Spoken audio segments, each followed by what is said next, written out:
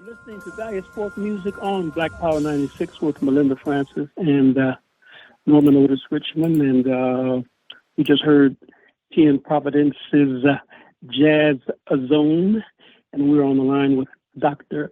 Gerald Horne, who is the John J. and Rebecca Moore's Chair of History and African American Studies at the University of Houston, the author of about 50 books.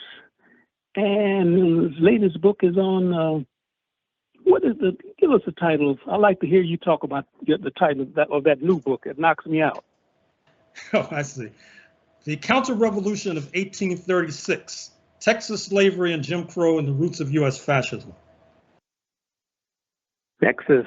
Yeah, I had two aunts that lived to be over 100 in the state of Texas.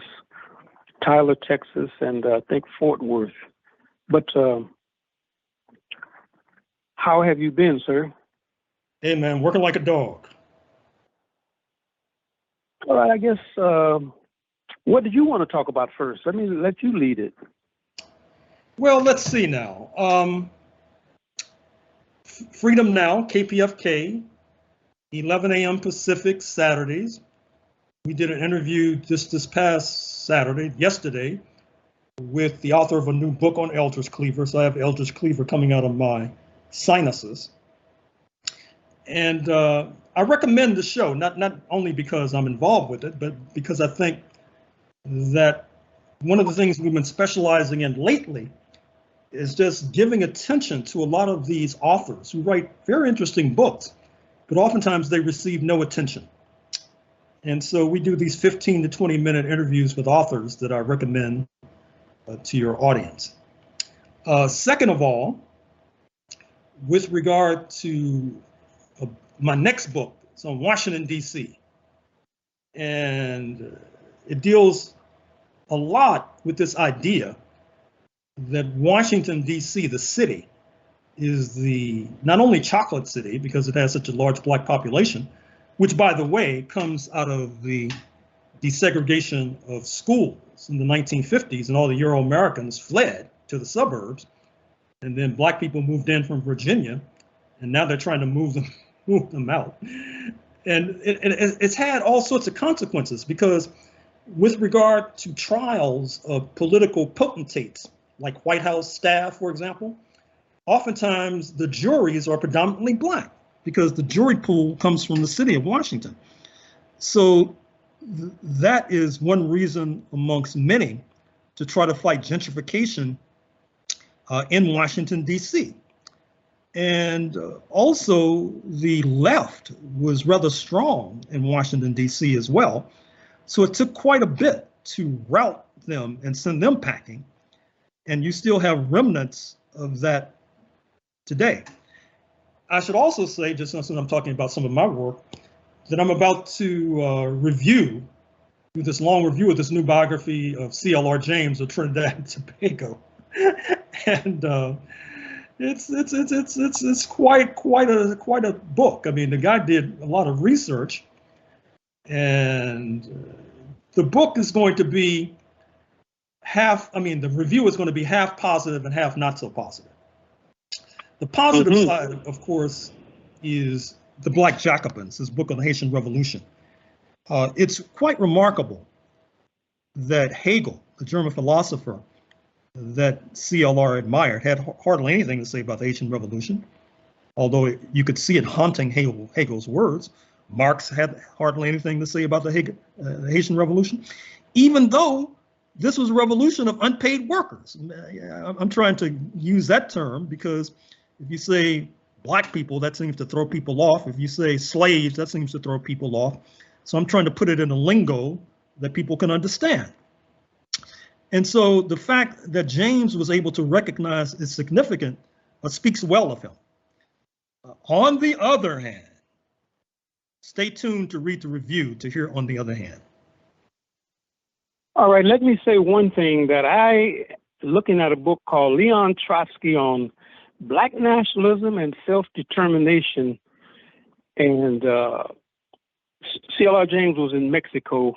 I think he was representing they were the I don't know if they became the Socialist Workers Party before or after, but anyway, he had a pseudonym, so on and so forth, and he was criticizing Marcus Garvey, and Leon Trotsky asked him. Well, he was criticizing Marcus Garvey and basically saying that the American Negro at that particular time, unlike the Caribbean people and like the people in Africa, the American Negro wanted to be an American citizen. So Trotsky retorts. He says Comrade James or Comrade what his pseudonym was at the time. Jimmy Johnson. Johnson, right? Comrade Johnson. He says, I found that to be very strange. He says, why would so many of these Negroes in America, why was Marcus Garvey's following so big? And that always fascinated me. I don't know if this I guess this pamphlet is still available. Leon Trotsky on Black Nationalism and Self-Determination. I guess you've read that many times. Well, in the biography, James visits Trotsky before he's assassinated in Mexico. Yeah. And after James leaves, according to Trotsky's correspondence, he dismisses him as a, quote, freelance bohemian, unquote. So, freelance what? I didn't hear that. Freelance bohemian. Oh, okay. And, James is oftentimes regarded as some sort of Trotskyist, but he of course, broke with various Trotskyist groupings over the years, including the Socialist Workers' Party, the leadership also had some very unpleasant things to say about him, I must say. Some of the contradictions that I'm going to raise with James is that, so he didn't like the Soviet Union, to put it mildly. And so at one point, his publisher asked him about World War II, because, as you know, during World War II, many of the folks who didn't like the Soviet Union switched because the Soviets were fighting the Nazis, saving the world from barbarism. But James was, quote, consistent, unquote. He didn't switch. And likewise, in 1956, you had the rebellion in Hungary against the Communist Party. And so today we have Viktor Orban, who is an inspiration for the Republican right in the United States of America. He spoke in Dallas just a week or so ago, Dallas, Texas. And so I'm wondering, and this is obviously just speculation, would James consider Viktor Orban the fruits of Hungary, 1956? Since he tended to be consistent, I'm not sure how he would answer. I'll say this and then I'll move on, but I spent a whole day with CLR James in Washington, D.C., and I was 21, 22, so I was in awe of him, but I found him to be, I saw another side of him in terms of, we talked a lot about music, but a lot of other things. But when he got into I think he got into the Pope. He had a lot of nice things. Well, not nice necessarily nice things, but he was riding in the Pope mobile at one time, wasn't he? Or he was close to it, or was that Zelensky was? Who was the guy in that we're talking about in Lech Walesa, the Solidarity in Poland? Oh yeah, he was all into solidarity for sure. Yeah. And of course he died just before the Berlin Wall fell. So he's an interesting character. I'll have a lot to say in this review. But as I said, the landmark is the Black Jacobins. It speaks well of him that he could see what others did not see. But I won't even get into some of the more seamy details that the author brings out about, or allegations, I should say, about his, quote, private life, unquote. Mm-hmm. I'll say this and I'll leave it alone, but and I don't know how true this is, but people say that when he was in prison and he was asked about the quote unquote Stalinists, they say he sang sweeter than the mighty sparrow in terms of he stole on everybody. That is an urban legend. I hope it's not true, but that is when I was living in Detroit, that was always the story that he sang sweet as the mighty sparrow.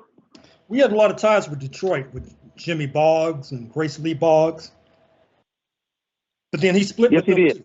He split with them too. And he was with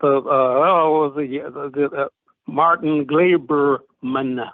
Oh yeah, that was one of his comrades. Yeah, Martin Glaberman used to have all of CLR James's work, and I used to go by Glaberman's place, and he would everybody, during that particular period, I guess when you're in your late teens, early 20s, everybody's trying to recruit you. The Nation of Islam, the Communist Party, the Maoists, the Trotskyists, and everybody. And I got reams of information from Glaberman. He was basically trying to get me to become a disciple of CLR James.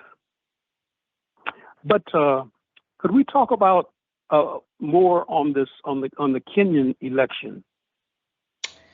Well, it's up in the air. This is the third week in a row we've talked about it.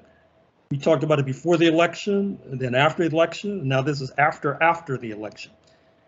The status quo remains the same. William Ruto, the former vice president under Uhuru Kenyatta, the incumbent president, supposedly won over Raila Odinga. However, Odinga apparently is going to challenge it in court because the head of the Electoral Commission, when he announced the results, did not have a majority of 4 of 7 members. The legal issue will turn on whether the chairperson of the Electoral Commission could announce the Ruto, quote, victory, unquote, without having a majority of the electoral commissioners. Some people see a sign of positivity insofar as, despite the fact that the electoral turnout went down from 80% in the last election to 60 to 65%, that despite the fact that Uhuru Kenyatta is a leading Kikuyu. And it's interesting, now the press, they no longer use the word tribe. Now they use ethnicity. I'm not sure what led to that change, But in any case, the Kikuyus apparently did not go along with Mr. Kenyatta endorsing Odinga Aluo. And that's seen by some as positive because these analysts are saying the electorate was swayed less by ethnicity and more by issues. Although that's hard for me to see because Ruto, like Kenyatta, is one of the richest men in Africa. And so why Kikuyus would vote for him is sort of a head scratcher. But in any case, contrary to the prognostications of the critics, there has not been an outbreak of violence, which is also positive, even though the election is in limbo. Well, it's kind of crazy when you think about it. I heard a commentator, a Kenyan commentator, basically say that the two people that you are talking about, both of them are U.S. dollar billionaires. Yeah, but then Ruto says that he started out poor. He's like Drake. He started at the bottom, but look at him now. And so he said that you can be like me. You can start at the bottom and wind up being a billionaire.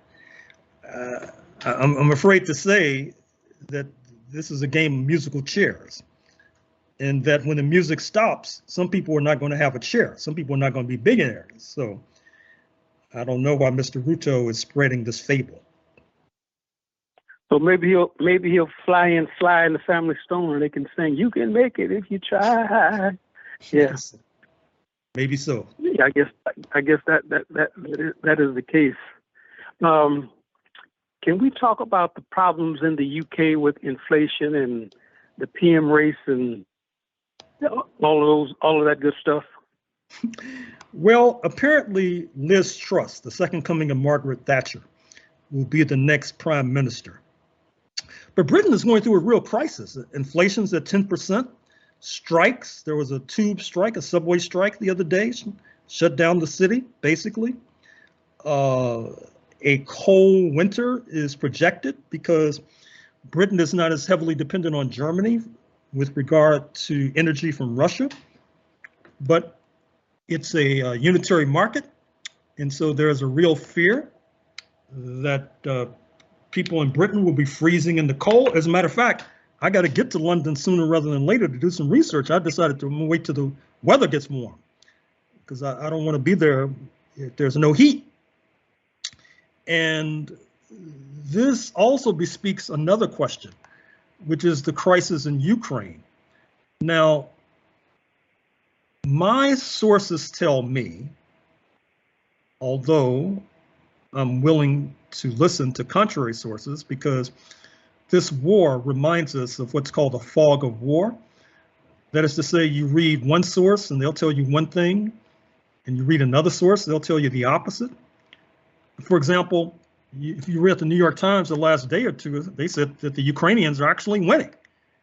But my sources sing another song. But in any case, my sources say that Mr. Trump just arranged, Mr. Biden just arranged for more weapons to be sent to Ukraine because he doesn't want the Ukrainian forces to collapse before the elections in November. Because if they do, it'll seem like another Afghanistan. Remember that August 15th, 2021, the Biden-backed Kabul government collapsed and the Taliban came to power. Now there's a fear that the Zelensky government will collapse, according to my sources. But after the first Tuesday in November, all bets are off. And so, I don't know, what are your sources telling you? I'm hearing a mix, the same, basically the same thing that you're hearing. There is the sources up here are, you have right-wing Ukrainians, and you have a left, like I think we talked about this before. You had some of the Ukrainians, a few Ukrainians here were very progressive, and a lot of the left, including the black left, used to meet in the Ukrainian hall up here. But I think the reactionaries are winning at this point in terms of the Toronto area, because you can go into a convenience store and there's still stuff about give to the Ukraine and later for Haiti or Africa, but give to the Ukraine type of situation. That's still prevalent here. Mm-hmm. Well, certainly the changes in the world are quite significant. Number one, the Ukraine crisis has bled into the Taiwan crisis. That is to say, Speaker Nancy Pelosi of the United States visiting Taiwan a few days ago, followed by another delegation led by Senator Ed Markey. If you read China Daily, the Chinese are spitting fire. And you see that President Xi Jinping, who hasn't visited outside of China since March 2020, is about to put his wings on and go to, I think it's Uzbekistan, for a meeting of the Shanghai Cooperation Organization, which is the counterpoint to NATO. It includes Iran and Russia. And then he's moving on to Saudi Arabia, where a new deal with the Saudis is expected. That is to say, in the long term, it appears that fossil fuels are going to be difficult to sustain. I'm speaking of the gasoline that goes into your automobile, for example, coal-fired plants, for example. But in the short term, there will still be apparently a necessity for fossil fuel.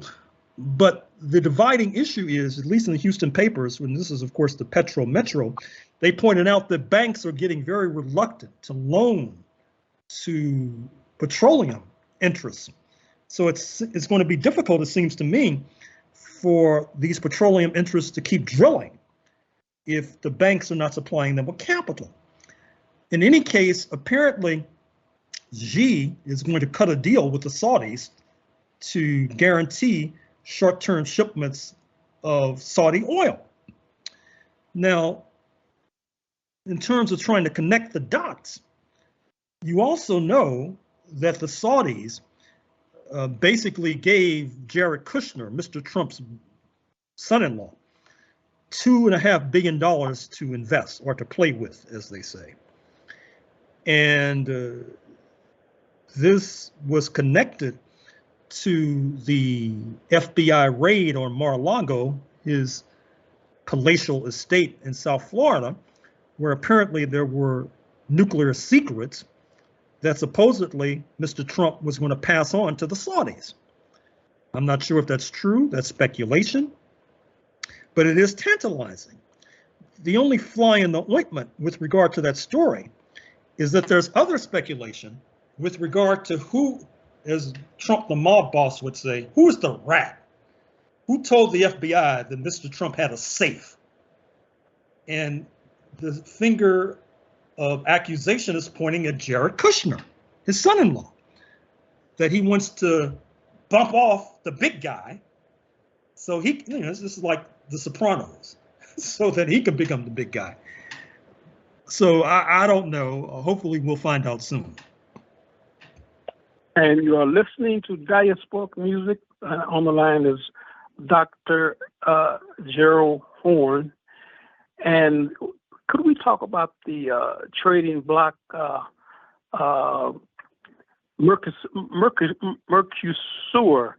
That is a trading bloc of.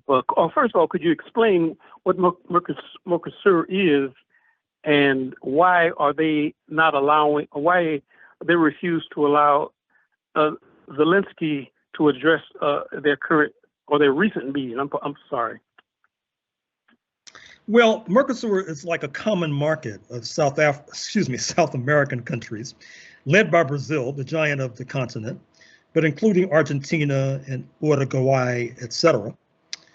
And interestingly enough, despite Mr. Bolsonaro, the Trump of the tropics, being the leader, they refused to let President Zelensky of Ukraine address the ranks during their recent summit. And perhaps this has something to do with Brazil being a member of the BRICS, Brazil, Russia, India, China, South Africa, and Mr. Bolsonaro wanting to maintain good relations with Russia. But in any case, it was quite remarkable. I don't recall seeing it in the US press. I read it in a non-US source.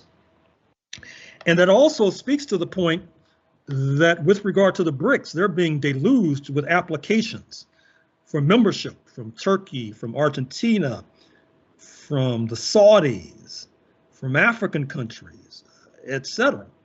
And speaking of the latter, the G20, the group of 20, which includes Canada, if I'm not mistaken, but also the United States, the G7 countries, South Africa, Nigeria, Indonesia. They're meeting in Indonesia in a few weeks. And apparently they've extended an invitation to the African Union as an AU, just like the European Union has a separate seat at these high-level meetings. Apparently the African Union will now have a high-level seat. And I think that this is a reflection of the fact that in a few decades, the population of African descent, which right now is about 12, 13, 14% of global population, will balloon to 25%. And in that context, Nigeria will probably have a population larger than that of the United States, which today is 330 million. So with regard to the naysayers and the pessimists with regard to Africa, of which you find a profusion, I'm afraid to say, in North America, they need to consider some of these latest trends. And I'm listening to Diasporic music on Black Power 96. And what have you heard about the attack on Omali Ishitella and the African Socialist Party and the Uhuru movement? How has the press been handling that situation? Well, it sort of faded from the headlines. I mean, right after the event, it was all over the place. Now I haven't seen as much, and I hope that's good news. I mean, what have you heard? You're probably closer to sources than I am. He's getting the African People's Socialist Party and Chairman Omali Ishitella. They're getting support from organizations from all over the world. He's been to Russia several times, so he's getting, support from Russia, and of course that is one of the biggest beefs that the state has with him and the organization.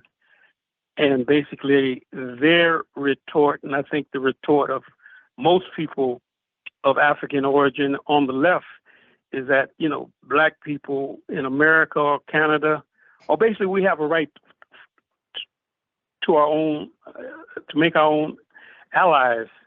And, the whole question of the U.S. can hook up with who they want to hook up with. So we as a people, and as people have a right to determine who their friends and who their enemies are. And I think that is that argument is winning out because, you got a lot of the Latin American organizations and, Omali Ishitella has been to Nicaragua, many years ago. I think when I met him in 1981, and he had just came back from meeting with Daniel Ortega and those forces. And, he has relationships, Venezuela, of course, all over Africa. And I don't know about Japan, but, he has he's an internationalist in terms of he sees the struggles between, his position is colonialism, and, the contradiction is between the colonized and the colonizer, Mm-hmm. Right on. Did you want to talk about the upcoming Horne Report midweek? Oh, right. Well, you may be familiar with Black Star News, the Black Star Network. Roland Martin, Yeah. Former. Yes, sir. Yes. So I think they've been tuning into Diasporic music because I'm going to be doing a Horne Report on one of their shows, except it'll be Wednesday, so you don't have to worry about competition. Well, it's good because they always run out of time. Like you need a midweek point. Well, as the saying goes, imitation is the sincerest form of flattery. Yeah. Well, Roland is he has Haitian and is it Texas or Louisiana?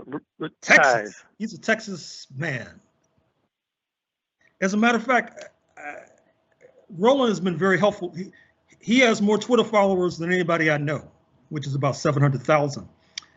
And so he often pumps up my work on Twitter. He even went on Wendy. What's the Wendy Williams? That's her name, the Black woman with the talk show. Yeah. He even went on Wendy Williams talking about my work.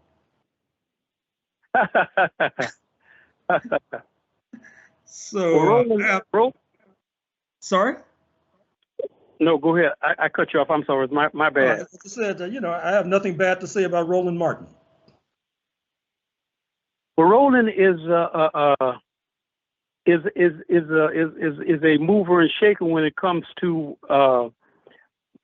the whole social media situation. I tend to agree with you.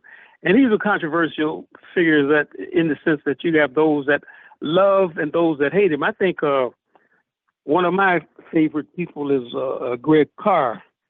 Right. And Greg Carr, he gives Greg Carr he lets Greg Carr come on, and in my judgment, I think Greg Carr was talking the other day about how some of the Hotep people were mad at him for some reason. And I know you and Greg have done some things recently together. Oh yeah, Greg is my man. Yeah, so tune in to The Culture. That's the name of the program. 3 p.m. Wednesdays on the Black Star Network. I definitely will be looking forward to that, sir. That sounds like Curtis Mayfield would say. It sounds like a winner to me. Well, I hope so. Is there anything else you would like to add? No, it's about this. I'm about to sign off. I just did a 2-hour lecture to this library in Oakland. So I'm about talked out. Folktown. Oh, I didn't ask you in terms of this is definitely the last question. Does that Eldridge Cleaver? Is there a lot of information about Al Prentice Bunchy Carter in this new book on Eldridge? There's some, not a lot. There's some. I'll have more in my book whenever it's written. All right, sir.